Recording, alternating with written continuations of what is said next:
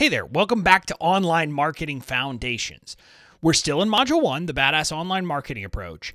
Here in Lesson 4, we're going to be talking about why you need to create your own blue ocean. And if you're not familiar with the term, blue ocean is set against red ocean. We're going to talk about what that means. You're going to understand it by the end of this, and you're going to understand why you need to think about creating rather than finding a blue ocean. We're going to start with the truth bomb, as always, which is that if the only way you can succeed is to find a brand new market where there's no competition, if that's the only path to success for you, you'll never build a business that will last. Again, you cannot expect to constantly be in markets where no competition is, where you have no competition. If that's your only path to success, your business is not going to succeed. So let's talk about what we'll learn. In this lesson, you're going to learn the difference between a blue and a red ocean, why you should stop searching for blue oceans, and how to create your own blue ocean instead. That's the distinction ultimately we're going to make. It's not about finding a blue ocean, it's about creating a blue ocean. So that's what we're going to be talking about. Let's dive into the first point, the difference between blue and red oceans. And we'll start with blue ocean. A market is called a blue ocean if there is little to no competition to attract customers, which means it should be easy to thrive. Now, blue ocean, red ocean, it comes from the concept of sharks. And, if you're in a blue ocean, it means there aren't a lot of other sharks there eating. If you're in a red ocean, on the other hand, there's a lot of blood in the water. There's a lot of competition. So a blue ocean is somewhere where there's not a lot of competition. Sounds like a good place to be. Now let's talk about a red ocean. A market is called a red ocean if there is a lot of competition to attract customers, which will generally make thriving a challenge, right? It's going to be harder to actually build a great business when you have a lot of competition. It's pretty clear here, right? As a marketer, you would obviously prefer to compete in a blue ocean and avoid red oceans, right? You'd rather not have a ton of competition.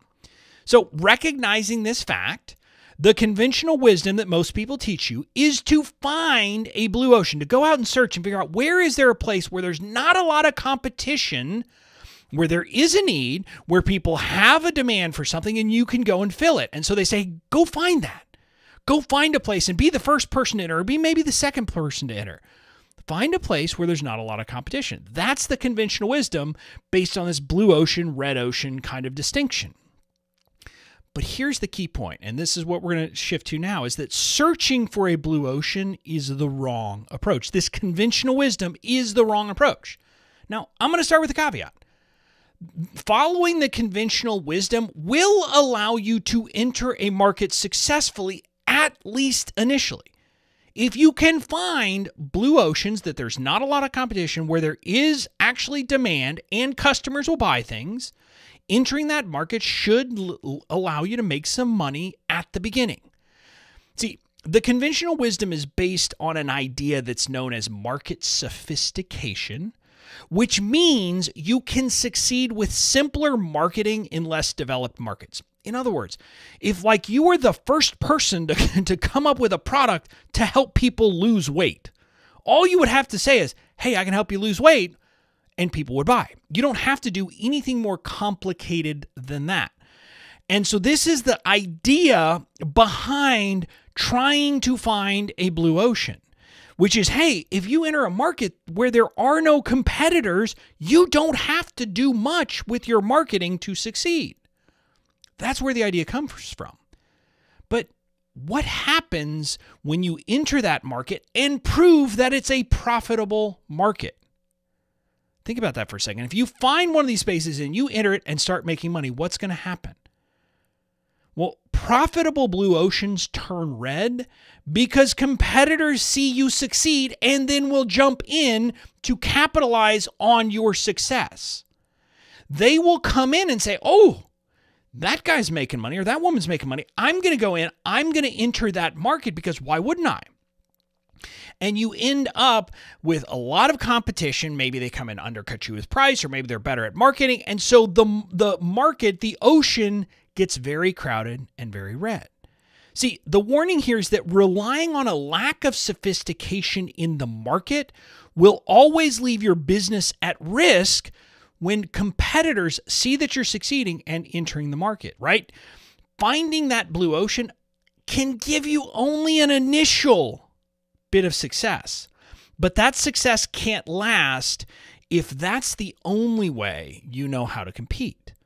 So the better way is to create your own blue ocean. Now, we could also go into a way of talking about how, look, you could get into very sophisticated marketing techniques and all that. And as you get more advanced as a marketer, that is a possibility. But what I'm going to tell you is it's actually possible to create your own blue ocean within what looks like a very red ocean, a very crowded market. See, instead of spending your time trying to find an undeveloped market, why not become the go-to authority in your niche? Long-term success is going to require you to play in crowded markets, so you need to find ways to set yourself apart in those markets. You don't do this with marketing gimmicks or tactics. That's not going to work. Things like fake urgency and fake scarcity, that's not going to work. And creating demand for a product that no one really wants, which people try to do, that's not going to work. Ultimately, what you have to do is do the work. You have to be willing to put in the time to become that go-to authority, to become the person that your audience wants to work with. What I'll tell you is it's possible, and we're going to talk about this in some future modules, but the real work that you're going to have to do comes in 3 phases. Commit to lead an audience, connect with your audience, and convert your audience to buyers. That's the work, and that's what you're going to have to do. And if you commit to doing this work, what I'll tell you is you can actually create a blue ocean no matter where you go. That is the skill, and it's not a complicated thing. It's not easy. You're not going to do it overnight, but if you will commit to this process, it is possible to do it. So the key takeaway here to think about is that when you do the work to market the right way, what you're doing is you're creating your own blue ocean even within the most crowded markets. And that's the key to building a thriving business that will last. So that's what you want to be doing. So that's the key takeaway here. And in the next lesson, you'll discover why you need to get out of the online marketing echo chamber and stop just listening to people who are doing the exact same thing that you are. I'll see you there.